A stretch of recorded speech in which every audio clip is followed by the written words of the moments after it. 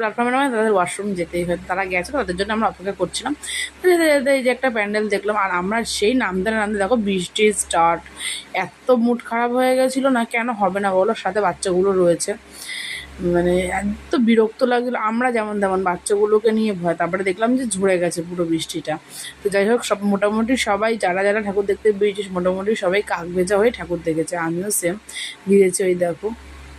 তো এটা হচ্ছে কি, আর আমাদের এসে হচ্ছিলো কি, আমরা না মানে মানে সন্তোষ মিত্র স্কোয়ারের যে জায়গাটা আমরা মানে বুঝতে পারছিলাম না, যেহেতু পুজোর সময় কী করে যেগুলো মেন রাস্তা যেখানে যেতে সুবিধা হয় সেই রাস্তাগুলো পুরো ঘুরিয়ে ঘুরিয়ে ঘুরিয়ে লাইনের জন্য ঘুরিয়ে ঘুরিয়ে ঘুরিয়ে যেতে হয় আর কি, এরকমটা, এই কারণে বুঝতে পারছিলাম না।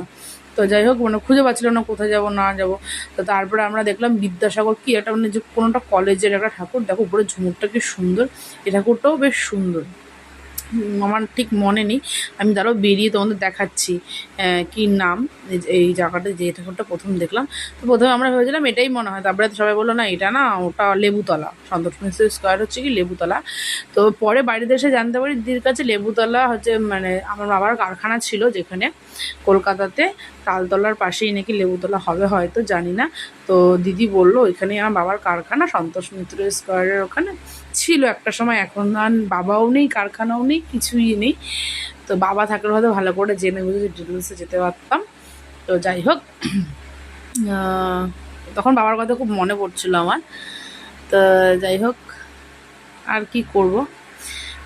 তারপরে এই প্যান্ডেলটা দেখলাম, ওই প্যান্ডেলটা দেখে বেরিয়ে এসে এই প্যান্ডেলটা দেখলাম, এই প্যান্ডেলটা দেখে বেরিয়েই বাইরে কিছু লোক ছিল, তাদেরকে জিজ্ঞাসা করলাম, তারা বলে দিল এই প্যান্ডেলটা থেকে মানে বেশি দূর নয়, মানে সন্তোষ মিত্র স্কোয়ারটা সামনে।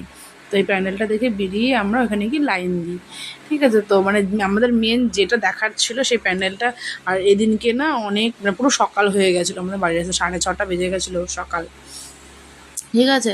আমার আস্তে আস্তে যেহেতু ওখানে অনেক ভিড়, প্রতিটা জায়গাতে লাইন দিয়ে, এর আগের প্যান্ডেলটা লাইন দিয়ে দেখেছি, আর সন্তোষ মিত্র স্কোয়ারে কেমন ভিড় সবাই জানে যারা যারা দেখে এসছে।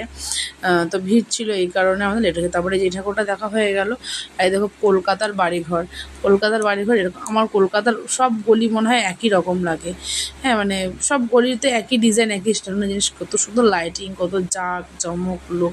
এর পাশেও একটা প্রতিমা হয়েছে, এই প্রতিমাটা এত দারুণ, তোমরা দেখো। আমার সব থেকে ভালো লাগে ডাকের সাজ যেটা হয় আর কি, প্রতিমা সে যে কোনো প্রতিমা হোক, সেই প্রতিমা সে দেখো ডাকের সাজে। আর এখানকার যে প্রতিমাটা আছেন না, এরকম সেম টু সেম প্রতিমা হয় হচ্ছে কি কৃষ্ণনগরের প্রতিটা ঠাকুর, জগদ্ধাত্রী, দুর্গা, যেই ঠাকুরই বলো না কেন, সবার চোখ এরকম টানা টানা হয়, এরকম টানা টানা ঠাকুরের চোখ বেশিরভাগ নদিয়া, কৃষ্ণনগর এইসব জায়গা ঠাকুরেরই হয়।